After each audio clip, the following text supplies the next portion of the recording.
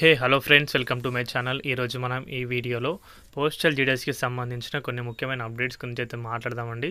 So ముందుగా మనం అయితే ఈ వీడియోలో కంప్లీట్గా అయితే సెకండ్ మెరిట్ లిస్ట్ గురించి, అదేవిధంగా వేరే సర్కిల్స్కి అప్లై చేసుకున్న వారి గురించి, కరోనా బ్యాచ్ గురించి మాట్లాడదాం. సో వీడియో చాలా యూస్ఫుల్గా అయితే ఉండబోతుంది.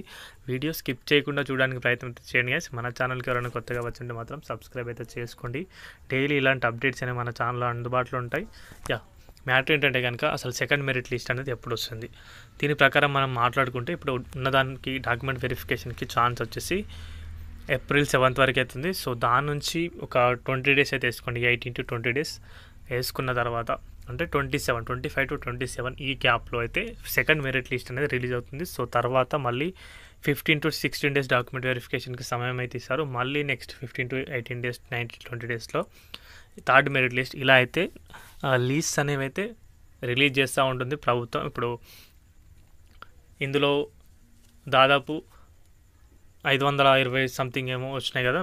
సో ఓకే, ఒకసారి ఎగ్జాంపుల్గా 520 వచ్చినాయి అంటే పేర్లు అయితే వచ్చినాయి. ఈసారి మనం మాట్లాడుకుంటే అంతకంటే ఎక్కువ వచ్చినాయి. ఫర్ ఎగ్జాంపుల్ చెప్తున్నాను, 520లో ఒక 100 మెంబర్స్ అయితే అసలు వెళ్ళలేరు డాక్యుమెంట్ వెరిఫికేషన్కి. అండ్ అదేవిధంగా ఇంకో 100 మెంబర్స్కి వెరిఫికేషన్లో ఫెయిల్ అయింది. సో ఈ 200 మెంబర్స్ లిస్ట్ నేమ్స్ అనేవి నెక్స్ట్ లిస్ట్లో అయితే రావడమే జరుగుతుంది. సో ఆ విధంగా కొంచెం కట్ ఆఫ్ తగ్గడానికి కూడా అవకాశాలు అయితే ఉంటాయి. సో కరోనా బ్యాచ్ వాళ్ళు కూడా మనల్ని అయితే చాలా అడుగుతున్నారు, మాకు జాబ్స్ వస్తాయా లేదని చెప్పేసి. సో ఆల్మోస్ట్ ఇప్పుడున్న లిస్ట్లో అయితే ఎక్కువగా కరోనా బ్యాచ్ వాళ్ళ నేమ్సే ఉన్నాయి. సో మీకు తెలియకపోతే కనుక తెలుసుకోండి, వాళ్ళ పేర్లే ఎక్కువగా అయితే ఉన్నాయి.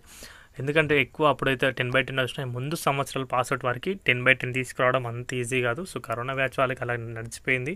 బట్ వాళ్ళకి ఇప్పుడైతే ఆపర్చునిటీ అయితే ఉందని చెప్పొచ్చు. సో మిగతా వాళ్ళైతే దాని పట్ల కొంచెం అది ప్రాపర్ అయితే కాదు, ప్రభుత్వం కూడా దాని పట్ల ఒకసారి అయితే ఆలోచన అయితే చేయాలి. అదేవిధంగా ఇప్పుడు అందులో నేను ఇంతకుముందు మీకు అయితే ఎగ్జాంపుల్గా చూపిస్తాను, నార్త్ ఈస్ట్లో కూడా ఓబీసీ క్యాండిడేట్కి 37.1% కూడా అయితే వచ్చింది. సో కావాలంటే మన ఛానల్లో వీడియో అయితే పోస్ట్ చేశాను, ఒకసారి చెక్అవుట్ అయితే చేయండి గైస్.